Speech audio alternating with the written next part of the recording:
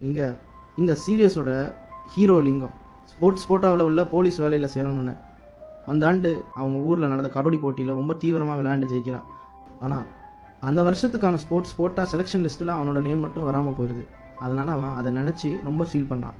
அப்போது பக்கத்து ஊர்லேயும் இதே போல் ஒரு கபடி போட்டி நடக்குதுன்னு தெரிஞ்சுக்கிட்ட லிங்கம் அதை போய் விளையாண்டு ஜெயிச்சு அது மூலமாக அந்த கோட்டாக்குள்ளே போகலான்னு முடிவு பண்ணி அந்த ஊரில் உள்ள எம்கேசிங்கிற டீம் கூட சேர்ந்து விகேசிங்கிற டீமை எதிர்த்து விளையாண்டு ஜெயிக்கிறான். அப்போது அதை பார்த்து கோபமான விகேசி டீம் கேப்டன் குணசேகரன் வெளியூர்லேருந்து வந்து எங்களையும் தோக்கடிச்சியான்னு சொல்லி கத்தி எடுத்துட்டு லிங்கத்தை நோக்கி குத்த போவான். அந்த நேரம் சடனாக அந்த இடத்தோட லைட்டெல்லாம் ஆஃப் ஆகி ஒரு 42 நொடிகள் கழித்து அந்த லைட்டெல்லாம் திரும்பவும் ஆன் ஆகுது.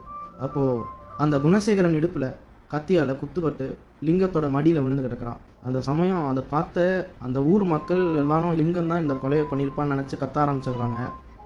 அதை பார்த்து போலீஸும் லிங்கத்தை அரெஸ்ட் பண்ணிட்டு போய் ஜெயிலில் போட்டுறாங்க. அப்படி உள்ளே போன லிங்கமும் செய்யாத ஒரு தப்புக்கு இப்படி வந்து மாட்டிக்கிட்டோமே நினச்சி கவலைப்பட்டுட்டே நாட்டில் கடத்துறான். அப்போது ஒரு நாள் அவன் விளாண்ட என் கேசி டீமோட கேப்டன் மார்ட்டின் அந்த ஜெயிலுக்கு வந்து லிங்கத்தை மீட் பண்ணி சில விஷயங்களை சொல்கிறான். அது என்னன்னா 3 வருஷத்துக்கு முன்னாடி இதே போல் ஒரு கபடி போட்டி நடக்கும்போது குணசேகரன் எங்கள் டீமில் இருக்கிற ஒரு ஆடு குட்டி கொண்டுட்டான். அதுக்கு பழி வாங்க தான் நாங்கள் இந்த திருவிழா கபடி போட்டி யூஸ் பண்ணிக்கிட்டு அவனை கொண்டோம். அந்த நேரம் நீ உள்ளே வந்து விழுந்து இப்படி மாட்டிப்பேன்னு எனக்கு தெரியாது. இந்த கேஸ் மட்டும் கோர்ட்டுக்கு வரட்டும், நான் அங்கே நடந்த உண்மையை சொல்லி உன்னை வெளியே கொண்டு வரேன் அப்படின்னு சொல்லிட்டு மார்ட்டின் அங்கேருந்து கிளம்பிடுறான். அப்படி அவன் சொன்னது போல் லிங்கமும் கொஞ்ச நாள் கழித்து ஜாமீனில் வெளியே வந்துடுறான். பிறகு லிங்கமும் இனிமேல் எந்த ஒரு பிரச்சனையும் நமக்கு இல்லைன்னு நினச்சி அவன் காதலியோட நிம்மதியான வாழ்க்கையை வாழ ஆரம்பிக்கிறான். ஆனால் அவனோட ஊர் மக்கள் அவனை பார்த்து ஒதுக்க ஆரம்பிக்கிறாங்க. அதே போல் அந்த ஊரில் எந்த தப்பு நடந்தாலும் போலீஸ் அவனை பிடிச்சிட்டு போய் விசாரித்து அவனோட வாழ்க்கையை கொஞ்சம் கொஞ்சமாக அழிக்கிறாங்க.